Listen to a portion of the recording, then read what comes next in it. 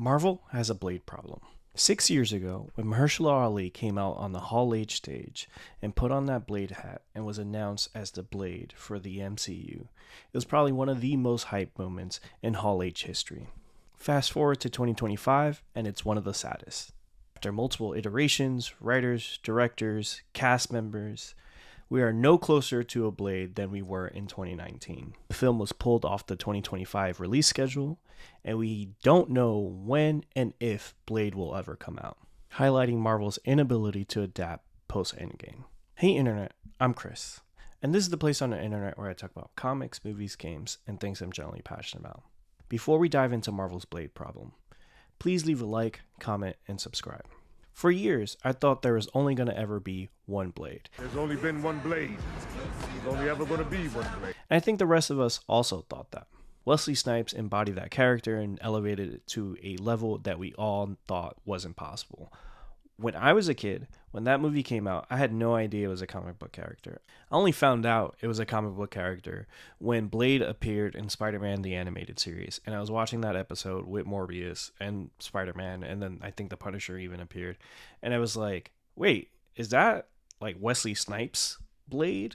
Like that Blade? And obviously that movie spawned a new era of Hollywood, really marking the birth of the modern superhero movie. Post Endgame, when Kevin Feige brought out Mahershala Ali on stage, I thought maybe maybe he's going to be playing something bigger, like a villain or anything like that. And he puts on that hat, and it's a Blade hat, a logo that we probably never going to see again, and a hat I sadly will never own. I was hyped, and he's just one of the most interesting actors of his generation, obviously one of the more talented ones, and accomplished, having 2 Oscars.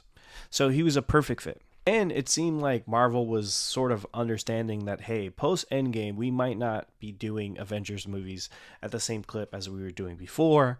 We need to bring in a new roster of characters. Tony Stark is dead, would eventually come back as Doctor Doom.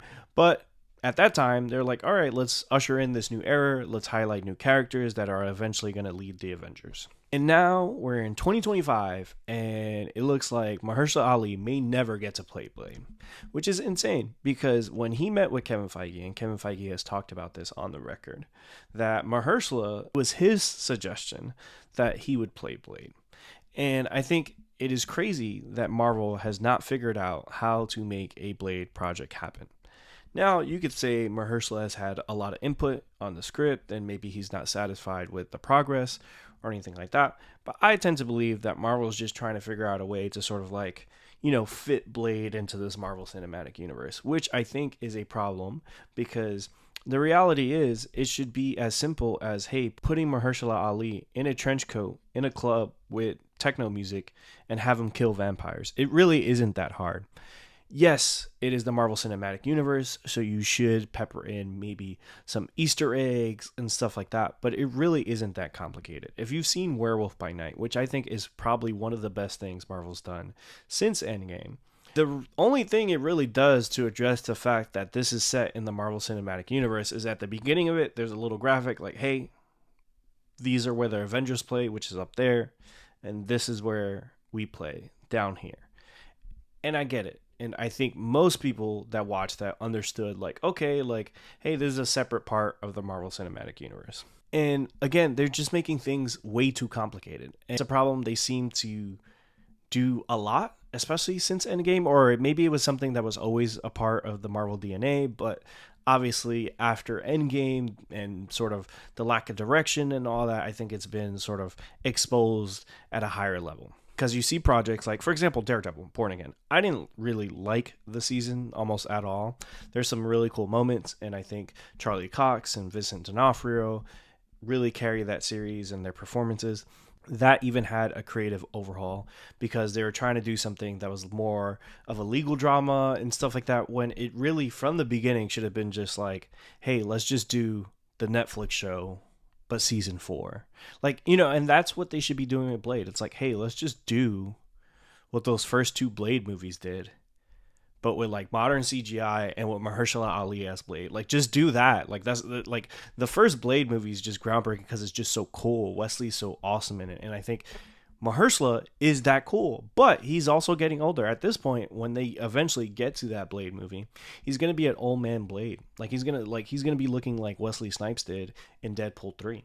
And what's even crazier is that we're gonna get a Blade game, presumably probably before we eventually get a we're going to get a Blade game before we get this movie. And with AAA development in games these days, these things take like 5 to 7 years.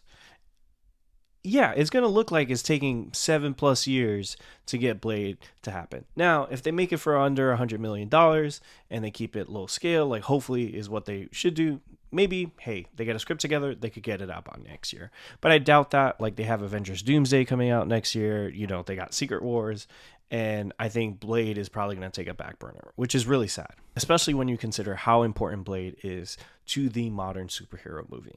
Also, just wasting Mahershala Ali as a talent. Like, you had him be the voice at the end of the end credits in Eternals to recruit Kit Harington's Black Knight, who also probably will never appear in the Marvel Cinematic Universe. And then the first like visual we'll actually get of Blade is in the What If series as like a Moon Knight variant, which is dumb. Like, maybe you should, I don't know, make them cross over or do a Midnight Suns movie before you make some weird Blade variant. And also, like, maybe we should get Blade first before we get a variant on Blade. This problem's top of mind too, just because of the fact that Sinners just came out and has been super successful both commercially and critically. Now, people are sort of being like, oh, they should have just hired Ryan Coogler to do Blade, which, yeah, sure, of course, he made Black Panther, but I think it's much better that he made an original project. It was due, and it's a lot better for, I think, audience members, Coogler, Michael B. Jordan to have Sinners for themselves. What's really highlighting the fact that like Marvel is sort of really dropping the ball when it comes to Blade is that Delroy Lindo is in Sinners, who was supposed to be in Blade. You know who also was supposed to be in Blade? Aaron Pierre, who is now Jon Stewart in Lanterns. So you had this awesome cast, and then one of the directors, Bassem Tariq, who left right before they were going to shoot this movie, the old creative differences, is making a movie, an action movie with Mahershala Ali right now. So it's like, hey, like, it seems like all these people, all these really talented people have moved on and are doing great things, and yet Marvel hasn't made this a priority. Now they have the problem of having to pivot from Kang to Doom and all those things and sort of, you know, bring back the X-Men from the Fox universe to get people interested in the next Avengers movie because they're that panicked. But I think you should focus on those smaller projects like Blade to build up the Marvel brand and get people back on board when it comes to the Marvel Cinematic Universe. And to further highlight that problem, going back to Delroy Lindo, in promoting Sinners, he talked about his experience on Blade. When Marvel came to me, they seemed to be really interested in my input. And in the various conversations I had with producers, the writer, the director at the time, it was all leading into being very inclusive. It was really exciting conceptually, but it was also exciting in terms of the character that was going to form. And then, for whatever reason, it just went off the rails. And that sums up Blade in the MCU, and also the MCU at large since Endgame. Completely off the rails. Yes, there have been good projects like Werewolf by Night. I like Shang-Chi. There's probably been some other things that I can't quite think of.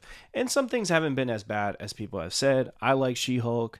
Captain America, Brave New World, yes, they should have just made it a Hulk sequel, but it was okay. And, you know, there have been some good Disney highlights and then also like some good casting, but a lot of things that made you go, like, why did they do that?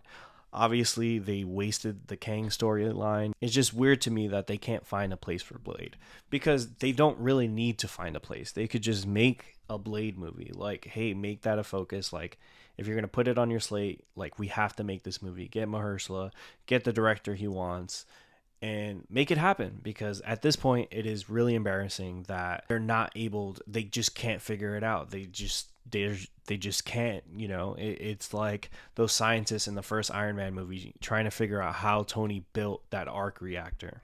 Tony Stark was able to build this in a cave! And I guess it speaks to how special those first two Blade movies were. Again, you can't help but feel like Marvel is missing a wide open layup. What do you guys think? Are you also frustrated with the direction of Blade in the MCU? And do you think, like me, that it's a sign of a bigger problem at Marvel? let me know. Like, comment, subscribe. Peace.